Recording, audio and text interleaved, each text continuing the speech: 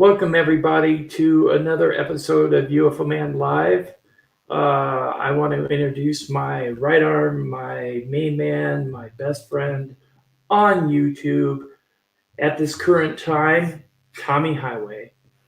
Thanks, Tim. I appreciate you having me, and thanks everybody for being here tonight. We really appreciate it. We've had a little bit of technical difficulty this evening, and Tim will go ahead and fill you in on that in a little bit. So what I'm going to do tonight is we're going to go ahead and jump right into my segment. And my segment is basically about a place that you may or may not have ever heard of. Now, those of you that are familiar with the Roswell incident, you've probably heard something about the crash in the remains and the debris and all of that were removed from the Roswell base, and they were taken to a place in Ohio called Wright Field. Well, at the time, Wright Field was a military base, an air base, basically in Southwest Ohio. We're talking about it's in, if you're familiar with Dayton, Ohio, it's in a place called Fairborn, which is actually a suburb of Dayton, Ohio. So it's kind of like a little bit north of Dayton, I guess you could say. So for years and years and years, the base continued to grow, to continue to put on more personnel, it continued to take on more responsibility until it became something called Wright Patterson Air Force Base, which is, of course, what it's called today. And I have a photo here, Tim. I want to go ahead and... Okay, go right ahead. Let me find it. I'm going to go show you a photo of the base. Now, this photo really doesn't do, I'm afraid it just doesn't do the... Base justice? Base justice. I mean, this place is huge. I mean, it's enormous. And again, I grew up in this neighborhood, so this is, I know a whole lot about Wright Pat. I mean, it's infamous. Here we go, Tim. You can go ahead and put it up. No, I don't see it. It's not there. Oh, wait.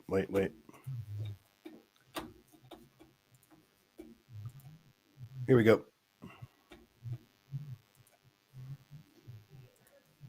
Okay, it's not there still. Here we go. It's coming. Okay, we're talking about Wright Patterson Air Force Base. Right. That's the base right there. Now, the base itself, it's a sprawling complex. I mean, the photo really doesn't do it justice as to the size.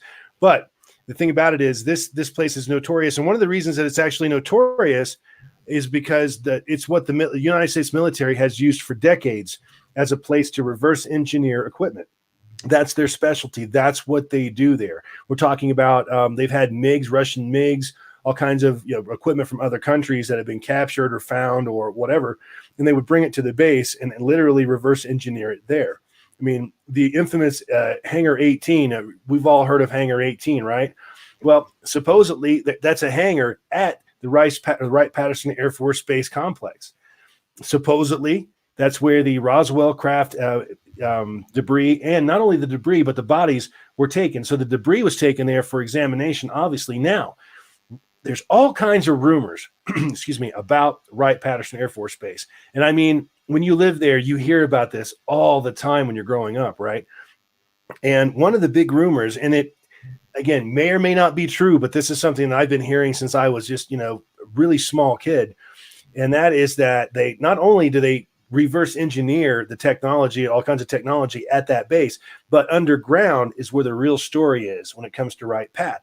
Supposedly, it's basically an underground city. And one of the things that is said to be contained within Wright Patterson is this huge cryogenic facility down there. And that, again, supposedly is where they're actually keeping the bodies from the Roswell crash and possibly even others.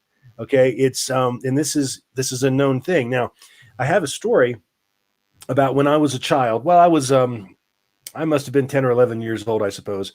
And as it happens, my uncle lived in Kentucky, and he married a girl that also lived in Kentucky. Well, her father was like a high up officer at Wright Pat, and I want to say he was either a major or a colonel. I don't remember, but he was a high up guy. And in fact, he was so high up in the chain of command that what they would do is they would fly him out there on Sunday from Kentucky to Dayton, Ohio, which is probably a few-hour flight. And then he would, work his job all week. And then Friday night, he would fly home. The military would fly him back home to Kentucky. This is the Louisville area, outer Louisville area, let's say. Anyway, when I first met the guy, my father had taken me there to, to see family for like a weekend, 3-day weekend, that sort of thing, because it was only a few hours away from where we lived in Ohio. And I remember when I met this guy, I'm not going to use any names, but he stepped out of a taxi cab and he's a full uniform and all that. I was really impressed, as a kid, because I didn't really know any military officers growing up per se. But anyway, so he kind of took a shine to me and, whatever. And we palled around for about a day. In fact, he took me to a grocery store with him to pick up some stuff. And as we're on the way back from this grocery store, me being a kid and not, having, let's just say, the decorum that I have today or whatever as an adult, I asked him, I was like, okay, so you work at Wright Pat, what's the real deal? Are there really aliens there? Is that really true? Again, just like he would be able to tell me anyway, right? But instead of not telling me or saying that it wasn't true, he didn't do either one of those things. He did not deny this. He got this, and I can only describe as a very blank look on his face. And then he completely changed toward me. I mean, it was like somebody flipped a switch.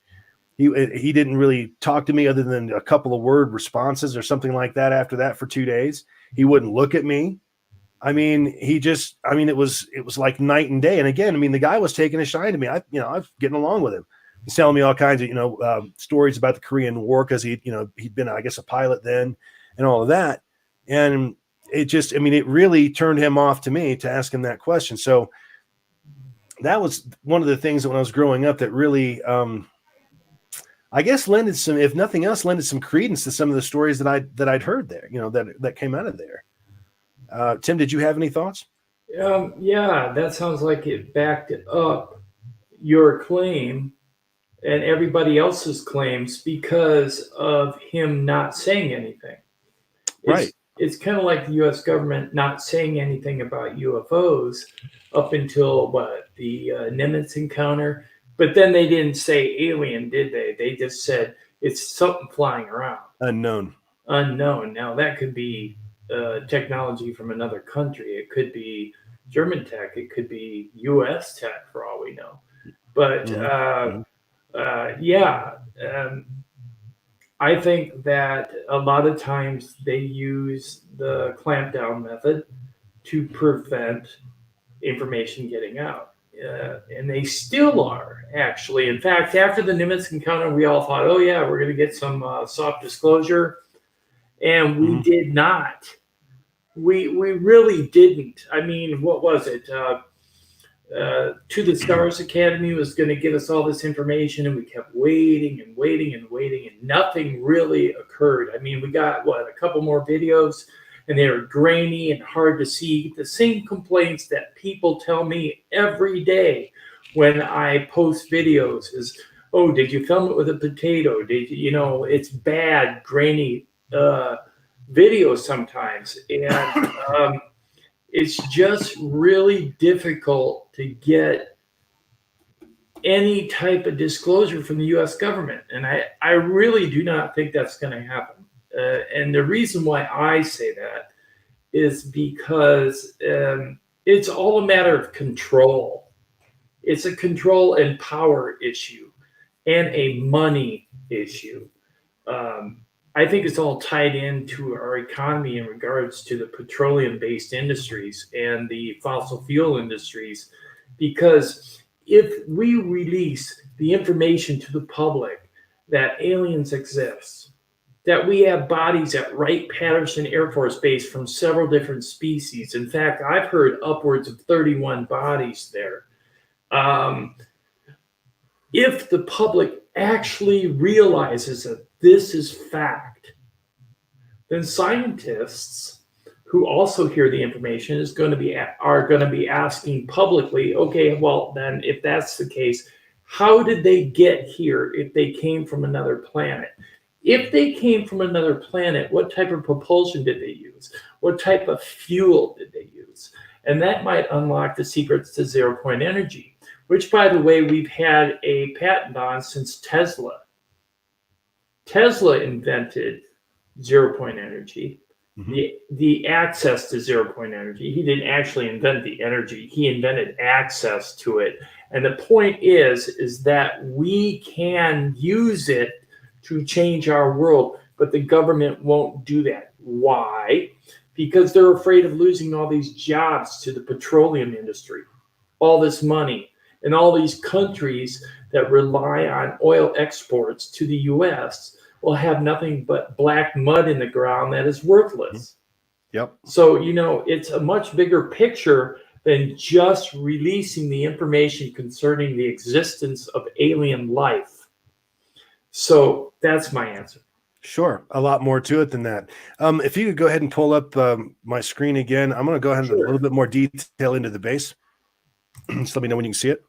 Yep, I see it. Very good. Okay, so since 1947, the year of the famous Roswell crash, there have been rumors that the U.S. government has stored debris and artifacts from crashed flying saucers and even bodies of the small alien crew members of the downed spaceships. Much of the evidence of these crash retrievals leads to Dayton, Ohio, and Wright Patterson Air Force Base, and Wright Patterson's Hangar 18.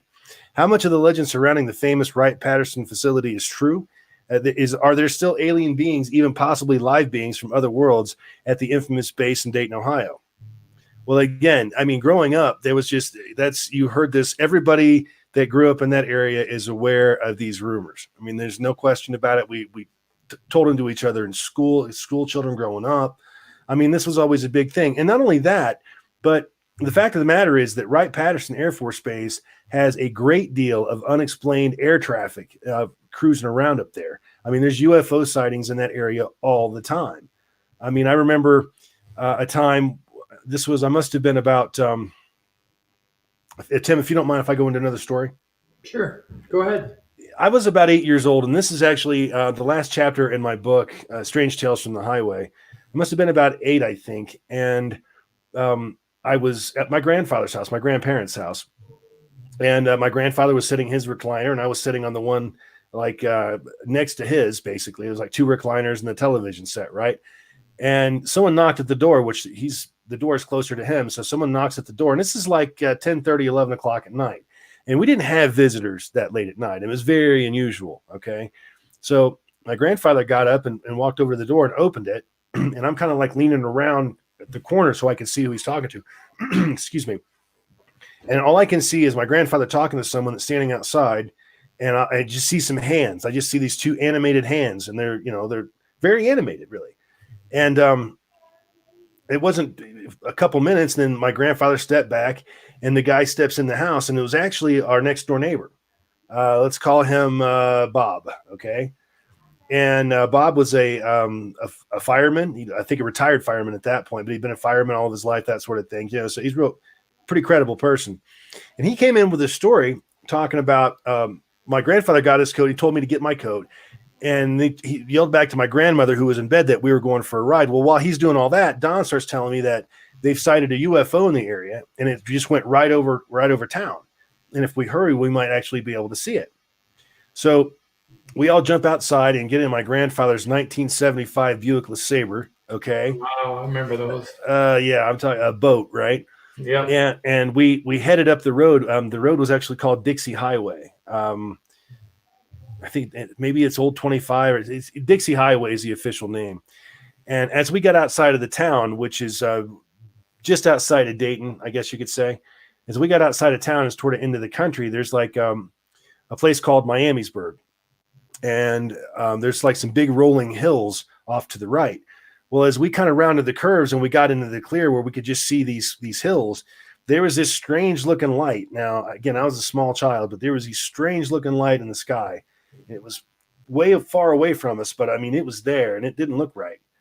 And we're looking at it. And finally, my grandfather, he pulls off the road, and we all get out of the car to look up at this thing, right? And again, it's miles and miles away from us, but we could still see it over these hills, these rolling hills. And as we were doing that, and I remember this, I mean, I absolutely remember this happening. 2 police cars came screaming up the same road that we had just pulled off of, and they just went right past us, back when the cop cars were huge too, right? Yeah. And they and they were just gone, right? So we watched this thing until it disappeared behind the hill, And then we got back in the car. Remember my grandfather, this is like before we were doing the seatbelt thing. My grandfather stepped on the gas and I'm rolling around the back seat or whatever, right? We went on down the road and we made a right and we got up to where we could get another look at it, but it was getting far away from us at this point. But here's the thing. This thing was headed directly in the direction of Wright Patterson Air Force Base. No question about it. And it looked like a diamond at night in the sky. I mean, it's the best way to describe it. Yeah. And I want to say I was watching, I don't know if it's Unsolved Mysteries or something, but there's a story about two Middletown police officers. Folks, please feel free to look it up. Two Middletown police officers chasing a UFO up the road and back in the 70s. And anyway, it was unique because I was like, man, I was right there when those cops went by, you know. And I mean, it's dramatization, obviously, the story, but I mean, it really brought back memories. But so that's been going on. There have been strange things in the sky around Wright Pat forever. Now you have to understand that they built originally called Wilbur Wright Field. The government installation was first opened in 1917 to train military personnel during the First World War. Soon, Fairfield Air Depot was created adjacent to Wright Field in 1924. In other words, when we discovered flight and we started getting good at it. And McCook Field Test Facility was closed, and the Dayton community purchased 4,500 acres, which houses the various facilities. And I'm telling you, this place is huge. I mean, it could be a city, and it's like a city inside a city. It's crazy. But anyway, so this has been going on for a long time now. And like they say, testing new technology at Wright Patterson Air Force Base. This is what they're known for. They're known for the cutting edge stuff. This is like, think of Wright Pat as almost Area 51 of the Midwest, I think would be pretty appropriate. I mean, there's all kinds of stuff there, and they have a hellacious air show every year in that area. But they're rumored to reverse engineer all kinds of different things, not just alien technology. But I'm talking about, like I was saying earlier, the Russians or, you know, whoever equipment we get, we take it apart there. And of course, again, the Roswell crash debris and the aliens are rumored, as far as I know, to still be there. This is where Hangar 18 is rumored to be. Now, they say that they don't have a Hangar 18, they have a Building 18. But, you know, I mean, who knows? Maybe it's Hangar 13. And oranges. Yeah. Yeah. You know, we're splitting hairs at that point, I think. But here's the thing. Much of the eyewitness testimony concerning the secrets of Wright Patterson comes to us from military personnel, children of eyewitnesses, close friends, coworkers, and those of intimately involved with the crash debris, wreckage, and or bodies. Some of these stories have only emerged in the last few years. That's the thing. There was a secretary, and I don't remember her name, but she worked out at Wright Pat. And she tells a story, and she's been dead many years now, but she's on film as giving her story about that colonel that came in and put that piece of debris on her desk and said, you know, this came off a spaceship or whatever. That was Wright Patterson, right? Or Wright Field back then. Anyway, let's see here. A Canadian ufologist related the following account. He received it firsthand from a gentleman whose father served at Roswell. The man's story begins in 1957. He and his father went to see the sci-fi classic Earth versus the Flying Saucers. After the movie had ended, they began their journey home. As they drove along, he noticed that his father was uncharacteristically quiet. Yeah, because when they start thinking about this, when you ask them a question about it or something like that, it puts it in their mind, they clam up. They're trained to do that, I'm telling you. Finally, the silence was broken when his father said they were too big. This was obviously in reference to the aliens depicted in the film. The man's father then told his long-kept secret. In 1947, he had been stationed at Wright Field. He was a member of the film unit there. One day, he and a fellow worker were summoned by an officer to get their 16-millimeter movie cameras and follow him. The two workers were led by the officer to a heavily guarded airplane hangar, more likely Hangar 18, although the man's father did not say. Inside the hangar, they were shocked to see a badly damaged circular spacecraft. There were debris from the UFO wreckage scattered over a large area on a canvas tarp. The officer instructed the two cameramen to take film of anything and everything in sight. The two men discharged their duties in due fashion. In other words, I mean, what they did was they showed them this. These are probably the guys that were the official photographers of what went on there. And they showed them, you know, basically the debris field that they had laid out inside one of those hangars. And they told those guys to, you know, to film it for posterity or whatever. Because again, you have to understand at this point, the military had no idea how they were going to handle this because they coughed up the information first when Jesse Marcel came out and said, yeah, we got a flying saucer, and all of a sudden now it's a weather balloon. Now, come on. I mean, the military doesn't make mistakes like that. They didn't make it back then. What they did was, and plus at Roswell, they were launching weather balloons all the time, so they knew how to identify them. Sure. So that's a bunch of hooey. You betcha it is. But upon finishing his first assignment, then they were summoned to a very rear of the hangar, where they were taken inside of a refrigeration unit there. The man's father told his son that he was stunned to see 2 storage bins which held the bodies of 2 small alien creatures. Beings were very thin, gray in color with large eyes, but no eyelids. One of these things had obviously suffered bodily damage, while the other one showed no apparent signs of injury. So there's your craft, your aliens that can survive the craft right there. And again, this has gone on forever. I mean, they've always, when I was a little kid, they would swear that there are aliens up there. Tim, what are your thoughts? Well, yeah, I've heard that too. Can't verify it. I mean, I don't have definitive proof. Like you said, I do have military people in my family that have told me things, not about Wright Pat, but about other bases where there have been supposed contact with an alien race known as, not necessarily the Greys. They have another name for them. I think they're called the Ebens, spelled Ebens. They're about 3.5, 4 foot tall at the tallest, and they're kind of like a grayish brown. And this was told to me by my, now ex-brother-in-law, who was a lieutenant colonel in the United States Air Force, and he worked out of NORAD in Colorado. So NORAD monitors the sky for everything coming and going, no matter what it is. At one point, he said they had to install filters on their systems to filter out the UFOs because there were so many of them coming and going into our atmosphere. It would distract them from what they were really looking for, which was an Earth-based threat. Terrestrial. Right. So, yes, he was privy to a lot of information per se in regards to alien existence and whatnot. And he told me that he hadn't seen one personally, but he had been in direct contact with other officers who had proclaimed that they had seen and interacted with living alien beings on this planet. Now, if that's the case, is that disclosure? No, because the type of disclosure everybody's waiting for is the government stamp of approval. When have you ever heard the U.S. government tell you the truth? Be honest to yourself. When have you ever heard the U.S. government come out and tell you the truth? I mean, without any hedging and hiding things. So in regards to UFOs, I don't think we're going to get the truth from the government. I don't think we're going to get the truth from a military base. How we're going to find out is when people decide that it is too much for them to keep hidden. And no matter what their do not disclose clause says that they signed, they're going to leak the information. And that's how we've gotten a lot of the information. In my opinion, I think the only way it's going to happen, I think there's probably maybe 2 ways that this can happen.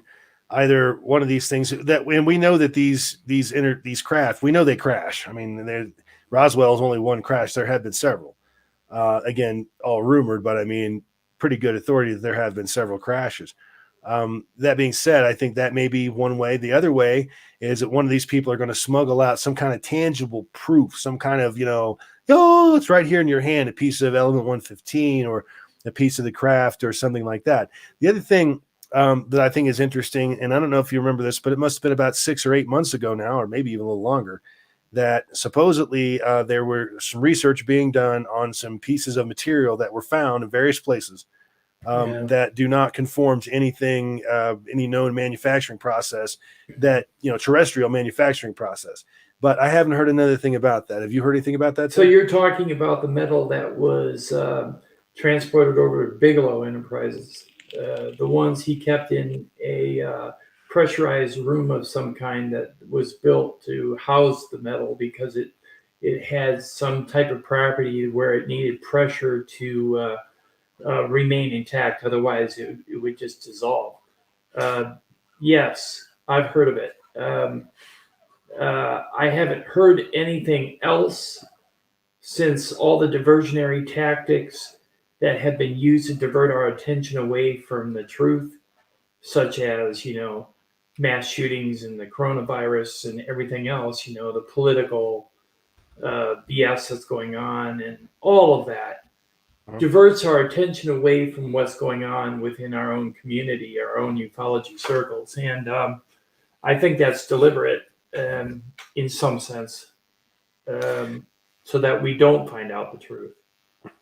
And if, since we're kind of, we've got a technical problem this evening, and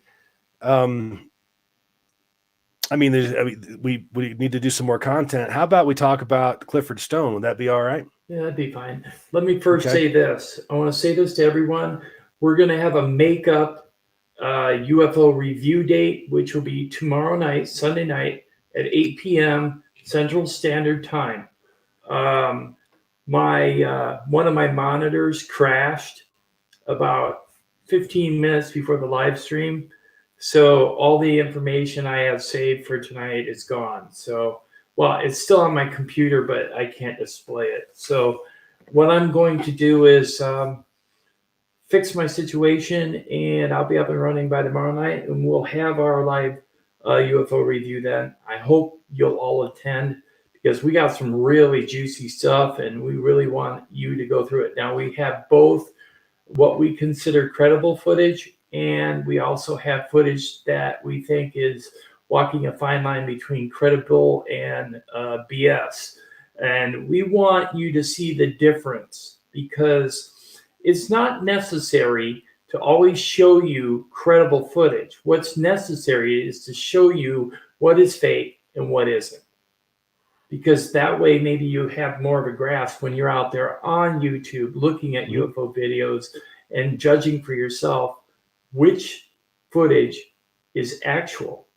There's a lot of entertaining footage out there, and a lot of entertaining large channels that are very, very entertaining. They got really good film skills. They have all the top tech that they need to produce great video content. But most of their footage is faked. Now, I'm not going to name names. I'm just saying there are channels like that. Mm-hmm. But we are going to try to put out some credible footage tomorrow night at 8 o'clock. So, Wee, if you're here, and Mike, if you're around, and the Smart Monkey from Israel, and Ryan McGee, if you're around, come back around tomorrow. And JW, I hope you can come as well. Go ahead, Tommy. Let's talk about Clifford Stone. Let me go ahead and share this gentleman's picture, folks. Bear with me just one moment here. Share screen and share. This gentleman right here. This man is named Clifford Stone, and he was a sergeant in the United States military for a number of years, professional soldier and all of that. However, Mr. Stone has a very interesting story. Mr. Stone claims that he was part of an elite UFO recovery team. Yep. He claims that he had been involved in several operations to recover crashed UFO or exotic technology, meaning extraterrestrial technology. After Mr. Stone retired from the military, he decided that he would go ahead and come forward with what we'll refer to as his claims, his stories. Okay. Mr. Stone has claimed that he actually had physical contact with an alien being. In fact, Mr. Stone claimed, that there was one being held in a military base, and that he actually, it asked him telepathically to release him, or to release it, or its people were going to come in there and take it out of there by force. And according to Mr. Stone, Sergeant Stone, or Clifford Stone, however you'd like to refer to him, basically it was he took it upon himself because he was afraid for his colleagues and his comrades, and he let this alien out of its containment, whatever it was, cage or whatever you want to call it, and he let this thing go, and he was severely reprimanded for this. Mr. Stone goes on to say that he had to lie to his family about what he was doing. He had to, and he would be called up at a moment's notice, and this happened a lot. In fact, Mr. Stone says that, I don't know, there were quite a few crashes apparently on Mr. Stone's watch. Now, right. The latest thing that we've heard from Clifford Stone, and this happened, I want to say about less than a year ago, let's say, is that Clifford Stone states that he actually has a piece of a UFO, a piece of material from a crash that he'd hidden somewhere out in the desert. Now, last I heard, and again, this has been some months ago, that he was working with another YouTube channel. I'm not going to name names, but working with another YouTube channel to so that he could provide this material to them so they can have it analyzed. Again, I have not heard anything else, about this particular subject. But right. To be honest with you, folks, let me stop my screen sharing here, folks. I think Clifford Stone tells a hell of a tale. I think he's a great storyteller. He might be a master for storyteller. But to be perfectly honest with you, at the end of the day, I am of the belief that he is just that, because I have a really hard time believing that UFOs are dropping out of the sky as frequently as this man claims that they were. And I'm sorry? I do have something to say about that. Go ahead.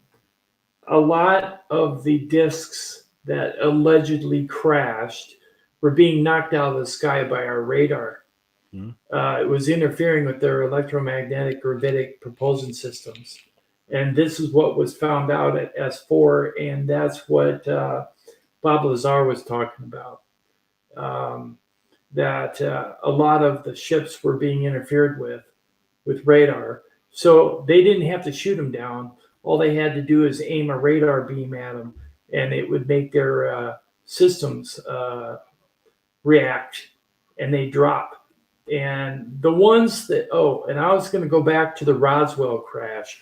The Roswell crash was actually two crashes. Mm-hmm. There was one in Roswell, and there was one like 5 or 6 miles away from it at the same time. They think there were two craft that either came too close and hit each other and ended up dropping, or they were dropped because of the radar system in the area, because it was near Roswell Airfield.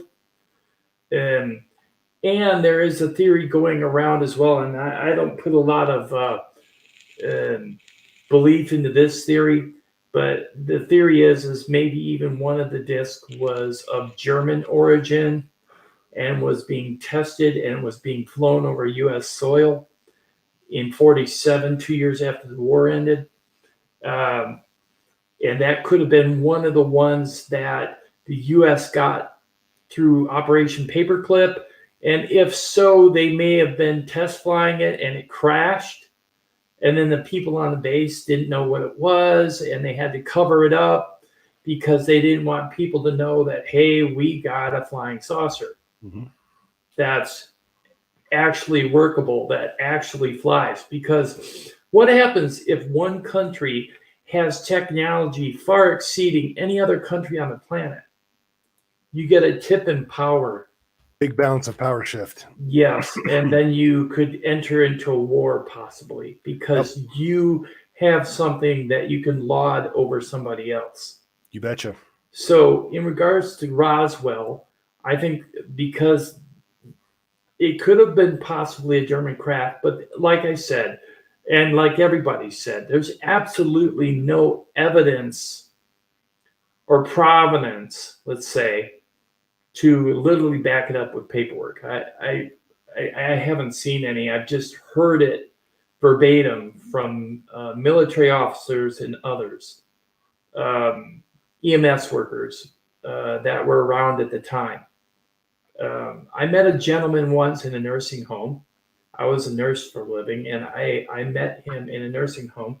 he claimed he worked at the Roswell Air Base. And he actually told me he was there the day they brought the wreckage in. And he remembers them unloading the trucks. Now, mind you, it was several trucks. It wasn't just one truck. So when they turn around and say, oh, the wreckage is what Jesse Marcel showed in the picture, you know, at his feet, which was actually what, tinfoil and balsam sticks. Right. Well, that wasn't it. That was just bogus. And I think everybody in their right mind would realize that. If this guy saw trucks coming in and unloading items from the crash site, then whatever hit the ground had to have been quite large to have that wide of a debris field. And according to the guy who found the disc, he actually said that the debris field was at least a quarter of a mile long. So if you imagine that, there's no way possible, other than maybe a jet hitting the ground, that would cause something like that. Okay, and I don't even know if did we have jets in 1947? I think so, but they were very, very new. Mm-hmm. Brand new technology. Brand new tech. So maybe that was the case. Who knows? But what I'm going to say is we're not ruling out that it wasn't a jet.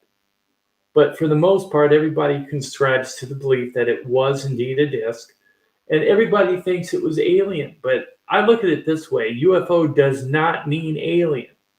What it stands for is unidentified flying object, which means something that we cannot identify that is flying or floating or hovering. It could be environmental. It could be man-made tech. And there is something called the flux liner. I don't know if anybody's heard of that. The flux liner is a man-made disc. And there is a patent, a U.S. patent on the flux liner. The flux liner is an actual vehicle that can elevate off the ground using the flux field of the earth to pull its electrical energy from so that it can actually elevate. I don't know how fast it can go. I don't know how far it can go, but I do know you can Google flux liner. It's all one word, flux liner, on Google, and you will come up with the information on it. I think the person that really did in-depth studies on it was a man by the name of Mark McCandlish. Check it out. Very intriguing information. Go ahead, Tommy. Well, I mean, you know, as far as Roswell is concerned, if it were in fact a jet or something like that, even an experimental jet or something like that, why? I just don't understand how the words flying disc got involved. I just don't. It just, you know, if it's a plane, then you say we lost a plane. I mean, right, exactly. I mean, why would you call it a flying disc? Why do that? I mean, well, to cover up the plane. It could have been an experimental jet. You know? Yeah, but they could have called it anything other than a flying disc too, though. I mean, that's kind of out there. You know, they could have said, "Oh, it was." Well, they could have called it a weather balloon. They could have called it any other piece of equipment. But when someone brings the word flying disc into the equation, especially back in 47, I mean, you know, nobody knew what a flying saucer was hardly in 47, and you know, then they're talking about one, and they even quoted it in the paper. I mean, you know, was it Marcel? He was the what they call it, the information person, right? Right. You know, I'm just not going for the fact that this was a weather balloon. Was it a flying saucer? I think it probably was, but it could have been something else. Something else happened there that damn sure wasn't a balloon crash. I mean, I think it was some type of craft. In fact, they actually said it wasn't actually saucer shaped. It was more of a wedge. Well, not a wedge, kind of like a bat wing crossed with a wedge kind of shape. And it was actually part of the disc was actually wedged into the ground, and they were able to remove it. I do know there's a gentleman in the chat that said TR3B, and I'm going to say no to that, because The TR3B wasn't even operational until 1994. We didn't even have a printed circuits yet. So yeah, TR3B was enacted in 1994. We had 3 of them operational then. But we haven't had the TR3B since 47, no. We had the V1 and V2 rocket back in 47. Oh, yeah. We got that from von Braun. Sure did. When he came over from Germany, we got all that tech. Yeah, he paid and then for when his the Nazis established NASA, we got a lot more too. So, but I personally, all right, mentioning NASA, I look at NASA as a public front. NASA's a public front. It's a way for money to be funneled into a program that will show the public what they want to hear, what they need to see to keep them blind to the truth. Because if the truth is flying discs and aliens from other dimensions or other realities or other planets, and they're living here, walking among us, or they were here before us, or they've been visiting us. Either way, they're trying to hide it. They're trying to hide it from us because they feel we cannot accept the truth. I mean, look at what happened in, what was it, that radio show when War of the Worlds. War of the Worlds, when they tried to say that aliens had landed and everybody panicked. People were running out with guns into the woods to look for the discs. Are we much better off now?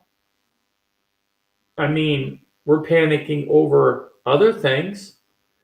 Will we still panic over that? I think we still have a tendency to be afraid and to fear things, even though they've been trying for years to release the information through like TV programs, movies, and such. But if you watch an alien movie, what are the aliens? Are they peaceful and benign? No. E.T. maybe. Yeah, E.T. They're portrayed as enemies. Right. The rest of them are brain suckers. Yeah, they're out to get us. They're out to destroy you. So they're trying to make you hate the alien. They're trying to make you fear them. It's an interesting point. So if that's the case, then are they something to be feared, or are they hiding something? I personally think they're hiding something. So I don't know. What do you think, Tommy? Well, they're definitely hiding something. And to your point, I mean, if we had that kind of technology, it would be the most coveted secret that this country has above and beyond all else because of, like you mentioned, the balance of power factor. You know, what happens if, and we've said this before on other streams, you know, let's say that we have technology in our possession that's minimum 10,000 years ahead of where we are right now. And we're the only ones that possess that. Well, you've got other nuclear powers and other interests like China, Russia, and, you know, they're going to look at that and say, wait a second, they've got something over there that can potentially come over here and wipe us out in our sleep, and there's nothing we can do about it, you know, blah, blah, blah. So we had better attack first. And I think that that's probably the biggest, that's probably a bigger reason that they're keeping this kind of a lid on this kind of thing, I think, than the public's reaction to it.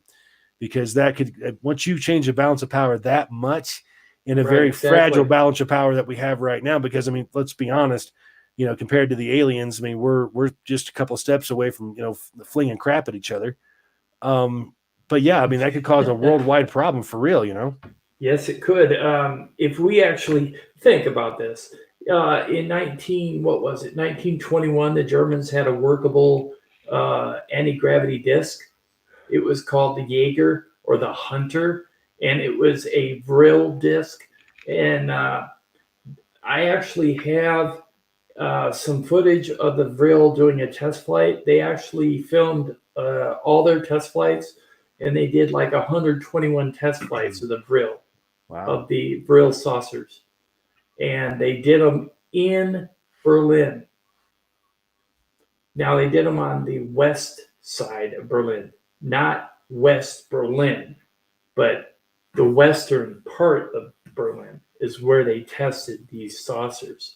And in my next live, I'll try to find that footage and bring it out for you so you guys can take a look at it. It's kind of hard to visualize the disc, but you can actually see the 3 balls underneath rotating that are part of the gravitational electromagnetic generator for the propulsion system.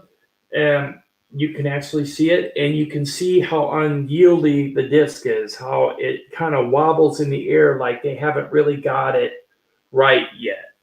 But imagine this, 1921. If they had it in 1921 and we got it in Operation Paperclip in 1945 at the end of the war, World War II, then all right, 45, 55, 65, 75, 85, 95, 2005, 2015, 2020. Oh my gosh. Think about all those years that have gone by.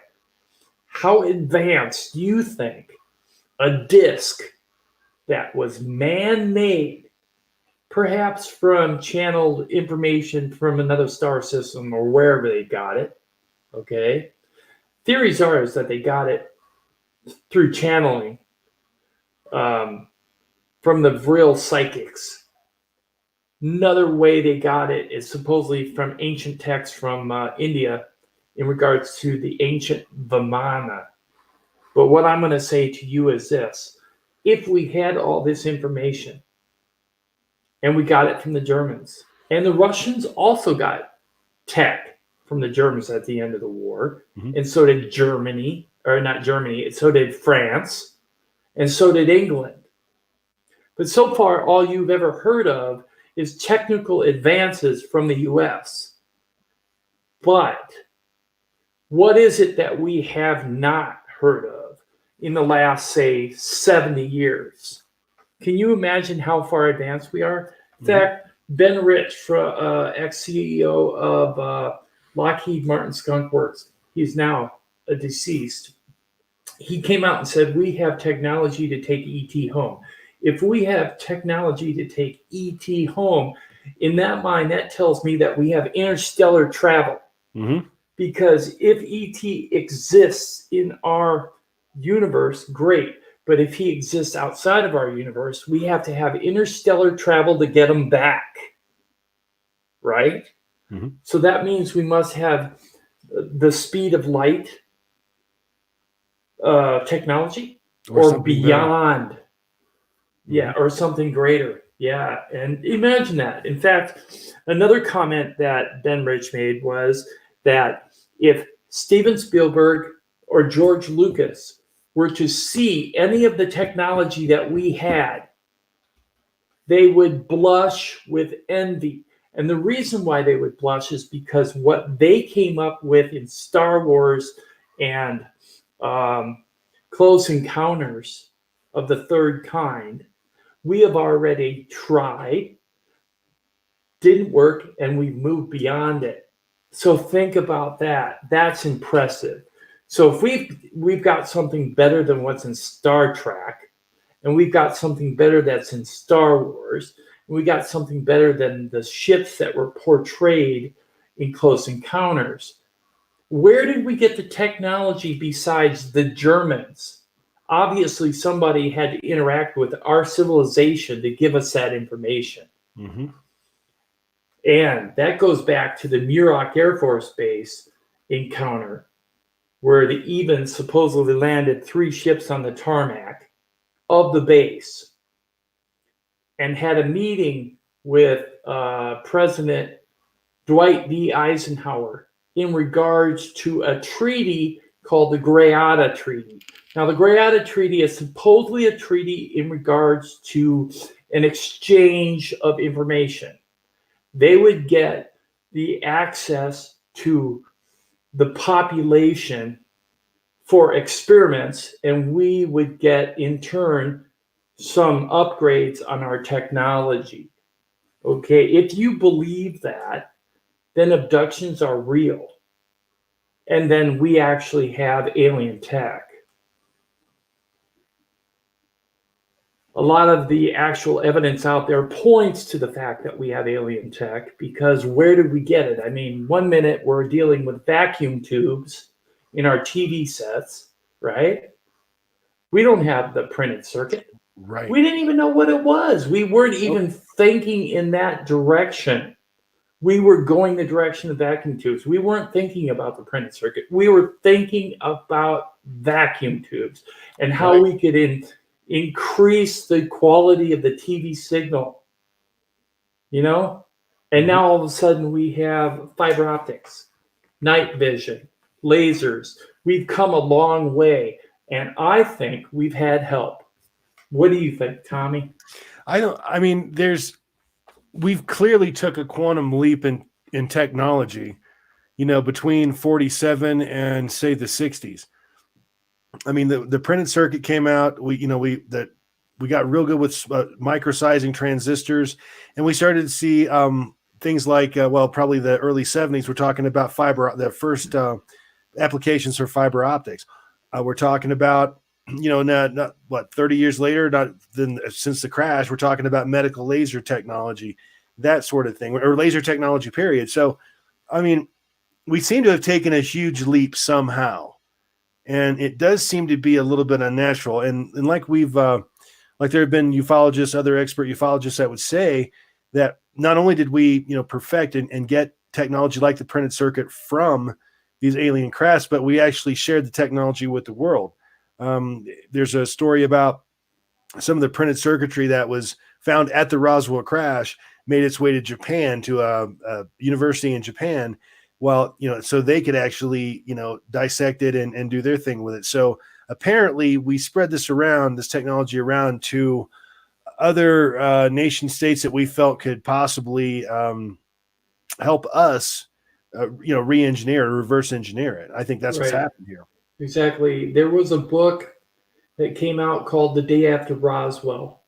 And the book talked about how the technology was given to this one gentleman, and it was his job to release the information to certain industries within the U.S. and other countries to have that information studied, reverse engineered, and possibly implemented into industry.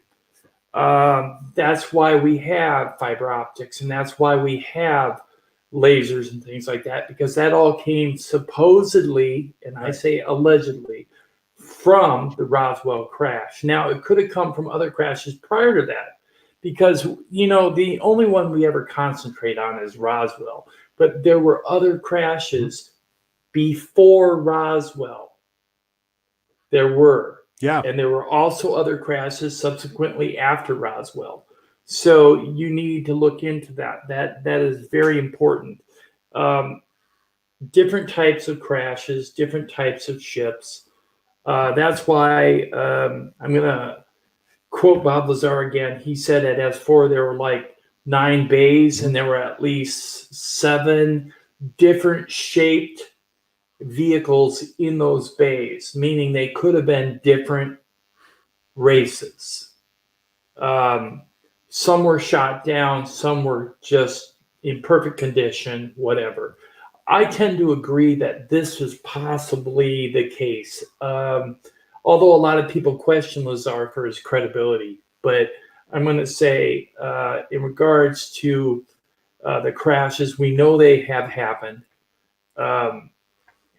Who they are, we don't know. Of course we don't. Because until a UFO crashes right in front of me, at my feet, in my front yard, and I see an alien get out, I'm going to believe they exist, but I can't prove it until then. Because you can't prove it until you can touch it. Something tangible. Something, yeah, proof-wise. I think they have something. And I think they have it in several places. According to what I understand, Roswell has an underground bunker where they actually keep some wreckage from the Roswell crash.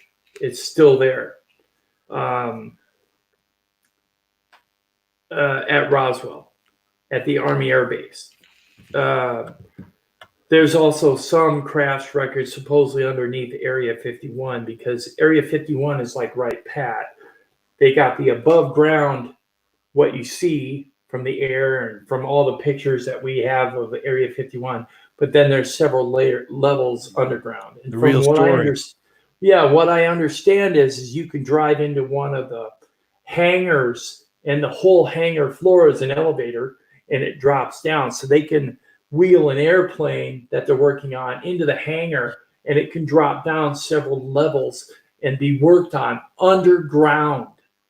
So that's how are we ever going to find out what's going on as a common citizen? How are we going to find out what is going on with UFO reverse engineering if we can't get into those bases? Well, it's like I always say, those of us that have had experiences and those of us that are just believers, we all bring a small piece of the puzzle to the party. And the more that we get together and the more that we take our individual pieces and hook them to each other's individual pieces, we get a bigger picture that way. Right. That's, exactly. that's all we've got. I mean, because you're right. The government's not going to tell us what's really going on. Right. And there are numerous reasons why, but whether you believe that those reasons are just or not, at the end of the day, we're on our own here. Okay. Right. And that's why we do what we do, because we're just trying to take everybody's pieces, put them together.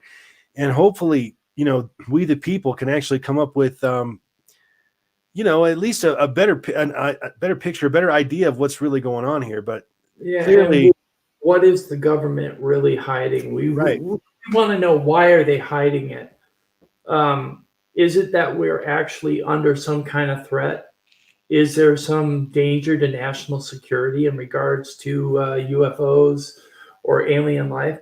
If there is, there's got to be a way to disseminate that into the public so that we can actually have a grasp on what's coming, if that is actually the case. Well, I mean, look at right now, they're not talking about that comet, are they? There's that comet supposedly headed toward Earth, right? Mm-hmm. So if there's a comet heading toward Earth, how come it's not in the mainstream news? Well, I mean, it's hard to say. Maybe it's going to miss or whatever, but I mean, the way I look at it is that,